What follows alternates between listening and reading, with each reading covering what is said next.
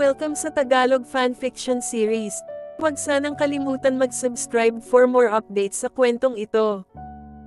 Alam ko na kung anong klase kang lalaki. Polero ka, pabero, playboy, nasaan naman ang ulirat ko kung paniniwalaan kita? Hindi ko akalaing ganyan pala ang pagkakakilala mo sa akin. I should have known it. Para hindi na ako nagtiyaga pang magpahalata ng nasa loob ko. I'm sorry for causing you trouble, malungkot na wika ni Simon. Tumayo ito at iniwan ang bulaklak sa tabi niya. Parang gusto niyang habulin si Simon at mag-sorry. Pero wala siya sa kapasidad na magpakababa. Ayaw nga niyang ipahalata kahit na napapaano ay may nararamdaman din siya para kay Simon. Namimigat ang dibdib niya nang tumayo. Bakit ba ganito ang nararamdaman niya? Naguguluhan siya sa kanyang damdamin para kay Simon at Brian.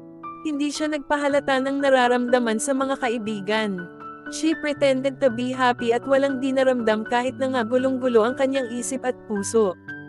Nasumpungan niya ang sarili na naging mas open kay Brian habang naka-online sila ng gabing iyon. Nabanggit niya rito ang tungkol kay Simon. Ang mga takot at insecurity niya sa lalaki. Why not give him a chance? Tanong ni Brian sa chat. You mean, okay lang sa'yo? Balik na tanong ni JK sa kachat. Of course not, pero kung may feeling ka sa kanya. Chat ulit ni Brian. Matagal ko nang kinalimutan ang feeling ko para sa kanya. Sagot niya sa chat, good for me. Kasi magkakaroon ako ng chance sa iyo. Serious ka ba talaga? Huwag kang magagalit ha. Love kita, nasumpungan ko na lamang ang sarili ko na nagmamahal na sa'yo. Baka pag nakita mo ako in real life ay mauwi sa takot ang love na sinasabi mo. I'm serious, gusto na kita ma-meet in person. Huwag muna masyado pang maaga. Kailan tayo meet? Kapag napatunayan ko na totoo ang mga sinasabi mo. Serious ako JK. Love kita, please meet na tayo. Nag-isip siya. Bakit nga ba hindi? Matagal na naman silang magka-chat nitong si Brian. Kahit na may soft spot na ito sa heart niya at kahit na pwede na niyang sagutin ang proposal nito sa chat, pwede namang itago muna niya ang nararamdaman niya. At kapag nagkita na sila ay saka na niya ito sasagutin. Tama, the best time na sagutin niya ito ay kapag nagkita na sila. Siguro mas romantic, at malakas ang paniniwala niya na magandang lalaki ito. Sa boses nito sa cellphone, sa manner ng pakikipag-chat nito sa kanya, malaki ang paniwala niya na swerte siya kay Brian. Hey, are you still there? Di ka sumasagot. Nag-iisip kasi ako kung makikipagkita na ba ako sa iyo o hindi. Please naman, magkita na tayo. May ibibigay ako sa iyo pag nagkita tayo. Ano yun? Surprise. Let me see kung pwede na ba tayong magkita. What about this coming Sunday at 4 p.m? Hindi pwede. Manunood ako ng UAAP. Panunuorin mo si Simon. No, mga boyfriend ng mga friends ko panunuorin ko. Okay, magkita tayo after ng game. Anong oras? 6 or 7? 7 na lang. Where? Ayoko sa vicinity ng Araneta. Maraming makakakita sa atin doon. Ikinahihiya mo ba ako? Hindi. Ayoko munang ipakilala ka sa mga friends ko. Sige, call na lang saan tayo magkikita bukas. Sa malapit na mall na lang. Okay, ano ang suot mo? Magmamaong lang ako. Blouse na blue na may ruffles sa leeg at manggas. Ako naman ay naka-brown pants ako at naka-checkered na polo. Okay, excited siya sa nakatakda nilang pagkikita ni Brian. Pero nilihim niya iyon sa mga kaibigan. Hindi pa siya handang ipagtapat ang tunay na nararamdaman niya for Brian. At mas gusto niyang sorpresahin ang mga ito matapos silang magkita nito. Iba na talaga ang nararamdaman niya para kay Brian. Nagpapasalamat naman siya na dumating sa buhay niya ito. Dahil nagawa niyang maibaling rito ang damdamin niya para kay Simon. Bagamat nang hihinayang siya na hindi ito nabigyan ng chance. Takot siyang masaktan. Iyon ang tunay na reason kung bakit ayaw niyang i-gamble ang damdamin niya kay Simon. Mahirap na hindi siya ready for a heartbreak. Baka hindi niya kayanin. Napakabata pa niya para makaranas ng sakit. Kaya kung kayang iwasan ay gagamitin na niya ang kanyang wisdom sa pagpili ng minamahal. Hindi naman wisdom lang ang ginamit niyang batayan kay Brian. Nakagaanan niya ito ng loob. At sa palagay niya, kasamang nahok nito ang kanyang puso. Isang linggo na lang at magkikita na sila ni Brian. Pagkamat araw-araw na silang nag-chat, hindi pa rin ito nakakalimot na tumawag sa cellphone at mag-text sa kanya. Isang bagay na lalong nagpahanga sa kanya. Hindi ito nanghihinayang sa ginagastos sa pagtawag sa kanya sa cellphone. Naniniwala siya na ang isang guy na willing na gumastos sa isang nobya ay magiging isang mabuting nobyo.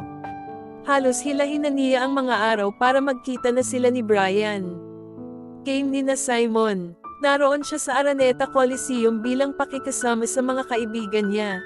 Pwede niyang isakripisyo ito at makipagkita kay Brian pero ayaw niyang bigyan ng sama ng loob ang mga kaibigan.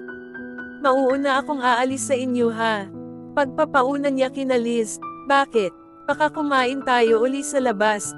Pagkatapos ng games nila, may kakatagpuin akong importanteng tao ngayon. Si Brian. Hula ni Liz, basta't may lakad ako. Huwag na lang muna ninyong alamin kung sino ang kausap ko.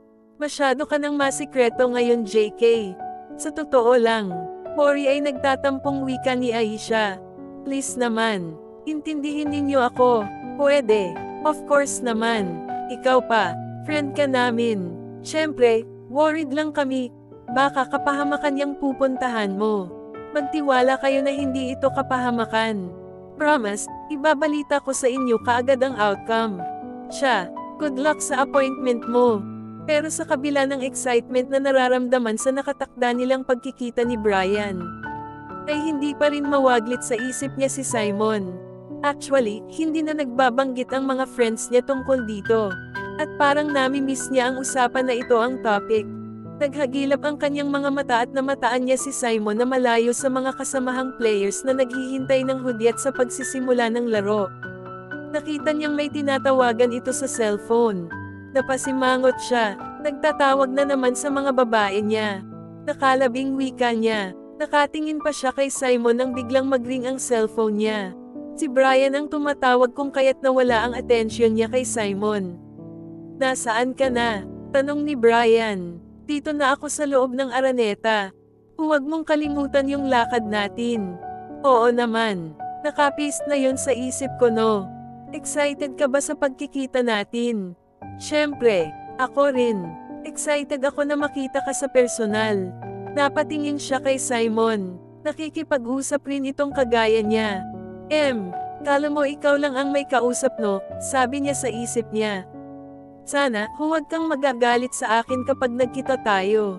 Pagkuwi-wika ni Brian, inalis niya ang mga mata kay Simon at nag-concentrate sa pakikipag-usap sa lalaki.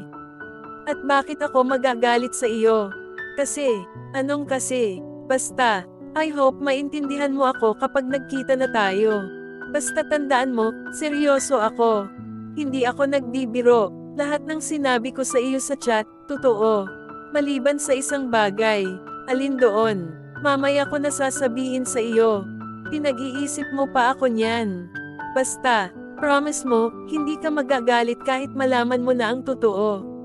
Oo na. Sige na. See you na lang mamaya. Ini-end na ni Brian ang call. Matapos silang mag-usap ni Brian ay napatingin uli siya sa kinaroroonan ni Simon. Mori ay katatapos lang rin nitong makipag-usap. Hawak pa nito ang cellphone. Ilan kayang babae ang tinawagan nito?